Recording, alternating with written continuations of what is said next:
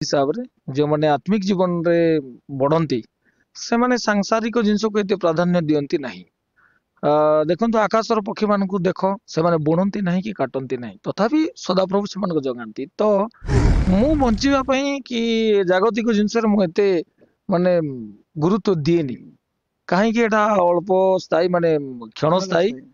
मु एठी सबुदिन रहिबी नहीं गोटे दिन मते जीवा पई पड़िबो। मु जोटी चिरदिन रहिबी ସେଇଟା ପାଇଁ ମୁଁ ବେଶୀ ଚିନ୍ତା କରେ। ହଁ ସେଇଟା ମୋ ପାଇଁ ପ୍ରାଧାନ୍ୟ ଅଟେ। ତ ଏ ଜଗତ ମୋ ପାଇଁ ସବୁଦିନ ନୁହେଁ। ତ ଏମିତିରେ ସମସ୍ତେ ବଞ୍ଚୁଛନ୍ତି ପକ୍ଷୀ ମାନେ ବି ବଞ୍ଚୁଛନ୍ତି ତ ତାଙ୍କ ଠାରୁ ତ ଆମେ ବହୁତ ଶ୍ରେଷ୍ଠ ପ୍ରାଣୀ। ତ ପ୍ରଭୁ ଆମକୁ କାହିଁକି ଚଳେଇବେନି। ତ ସେଥିପାଇଁ କଣ ଖାଇବି କଣ ପିନ୍ଧିବି ଆଉ କେମିତି ରହିବି ଯେ ସବୁ ମତେ ମାयने ରଖେ ନାହିଁ। ମତେ ବାସ୍ ନିଦ ହେଲେ ହେଲା ପେଟ ପୁରିଲେ ହେଲା। ନିହାତି ଆଜ୍ଞାଙ୍କର ଆଉ ଜୀବନ୍ତ ସାକ୍ଷ୍ୟରୁ ଯାହା କଥାରୁ ଆମେ ଶୁଣି ପାରୁଛୁ ଯେ ବାଇବେଲ କୁହେ ମାନେ ମାଥିଓ ତାର 6:33 ଲେଖା ଅଛି ପ୍ରଥମେ ଆପଣଙ୍କର ନାଇଁ ନାଇଁ ମୁଁ ଡିମାଣ୍ଡ କରେ ନାହିଁ କିନ୍ତୁ ପ୍ରଭୁଙ୍କର ଅନୁଗ୍ରହ ଡିମାଣ୍ଡ ବାହାରେ ମତେ ଲୋକ ଦେଇକି ପଠାନ୍ତି। କାରଣ ବାକ୍ୟ କୁହେ ମାଗିବା ଆଉ ଭାବିବାର ଅଧିକ ପ୍ରମାଣ ଦିଅନ୍ତି। ତେଣୁ ନିଶ୍ଚିତ ଭାବେ ପ୍ରଭୁ ଏପରି ସେବା ଜୀବନ ସର୍ବଦା ଆପଣଙ୍କ ସହିତ ଆତ୍ମାଙ୍କ ସାହାଯ୍ୟରେ ବ୍ୟବହାର କରନ୍ତୁ। ଆଉ ନିହାତି ପରିବାର ବଞ୍ଚିବା ଚାଲିବା ବହୁତ କଷ୍ଟକର ଅଟେ ସେବାରେ। ତଥାପି ମ୍ୟାଡମ କଣ କହନ୍ତି କେମିତି ପ୍ରୋଗ୍ରାମ ଗଲେ? ନାଇଁ ନାଇଁ ସିଏ ମୋ ସ୍ତ୍ରୀ ତ ମାନେ ପ୍ରଭୁଙ୍କୁ ଧନ୍ୟବାଦ ଦେବି ସେ ପ୍ରକାର ସ୍ତ୍ରୀ ମତେ ପ୍ରଭୁ ଦେଇଛନ୍ତି। ମୁଁ ଯୋଉଠି ବି ଯାଏ ମତେ କେବେ ସେ ମନା କରନ୍ତି ନାହିଁ ପ୍ରଭୁଙ୍କର ସେବା ପାଇଁ। ଆରି ଘରେ କଣ ଅଛି କଣ ନାହିଁ ସେଟା ସେ ମତେ ବିଲକୁଲ କହନ୍ତି ନାହିଁ। ଆଉ ସେ ମତେ ଭାରି କୋଅପରେଟ କରନ୍ତି ଯେ ସେ ସଦା ସର୍ବଦା ତାଙ୍କର ପ୍ରାର୍ଥନା ଯେ ମୋର ସ୍ୱାମୀ କିପରି ଭାବରେ ମାନେ ଈଶ୍ୱରଙ୍କର ସେବାରେ ଆଗକୁ ବଢିବେ।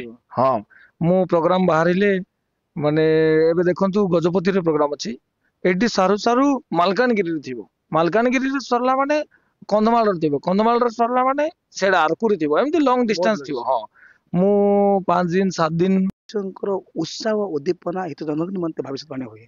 ତେଣୁ ନିଶ୍ଚିତ ଭାବେ ମୁଁ ଆଶା କରୁଛି ପ୍ରଭୁଙ୍କ ଭବିଷ୍ୟତବାଣୀ କଦାପି ମିଥ୍ୟା ନୁହେଁ। ଆଜି ଅନେକ ଲୋକ ପ୍ରିୟ ଦାସଙ୍କ ଦେଇ ମାନେ ଜାଣିବା ଆବଶ୍ୟକ ଯେ ଭବିଷ୍ୟତବାଣୀ ଏକ ଆଶୀର୍ବାଦଜନକ ଅଟେ ପ୍ରିୟ ମାନେ। ତ ନିଶ୍ଚିତ ଭାବେ ଦ୍ୱିତୀୟ କଥା ଜାଣିବା ପାଇଁ ଯିବା ତ ଆପଣଙ୍କର ପୂର୍ବ ଜୀବନ ମାନେ ବାପାଙ୍କ ଅମଳରୁ ଖ୍ରୀଷ୍ଟିଆନ ନା ପରେ ଖ୍ରୀଷ୍ଟିଆନ ଆରମ୍ଭ ହେଲା? ବାପାଙ୍କର ଅମଳରୁ ଆମର ଜେଜେ ବାପାଙ୍କର ଅମଳରୁ ଆମେ ଖ୍ରୀଷ୍ଟିଆନ କିନ୍ତୁ ଆମେ ଜେଏଲସି ମଣ୍ଡଳୀରୁ ଆମେ ବିଲଙ୍ଗ କରୁ। ମୁଁ କିନ୍ତୁ ପରମେଶ୍ୱରଙ୍କର ଠାରେ ଭଲ ଭାବରେ ମୋର ଜୀବନ ବିତୁ ନଥିଲା। ଆଗରେ ଗୁଣ୍ଡାଗିରି ମାରପିଟ ଏମିତି ସାଙ୍ଗସାଥି ହେଇକି ବଦମାସି କରୁଥିଲି।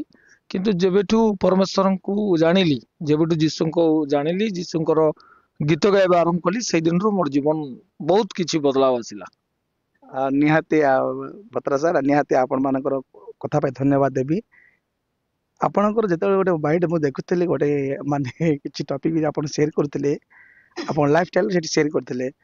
ତ ନିହାତି ବର୍ତ୍ତମାନ ଗୀତ ଗାଇବା ଦିନ ମାନେ କେତେ ବର୍ଷ ହେଲାଣି ଗୀତ ଗାଇବା ଆରମ୍ଭ କଲେଣି?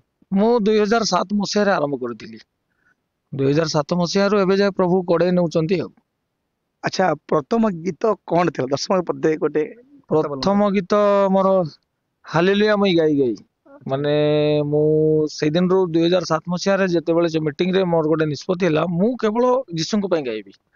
ତ ମୁଁ ଗୋଟେ ଗୀତ ରଚନା କରିଥିଲି ହାଲେଲୁୟା ମୁଇଁ ଗାଇ ଗାଇ ଏ ବାବୁ ବିତାଇ ଦେବି ମୋର ଜୀବନ ସେ ମୋର ଧନ ସେ ମୋର ଜୀବନ ଯୀଶୁର ଲାଗି ଯାଉ ମୋର ପରାଣ। ହଁ ସେଇ ଗୀତଟା ପ୍ରଥମ ଗୀତ ମୋର ଥିଲା। ପ୍ରିୟ ଦର୍ଶକ ବନ୍ଧୁ ମାନେ ନିହାତି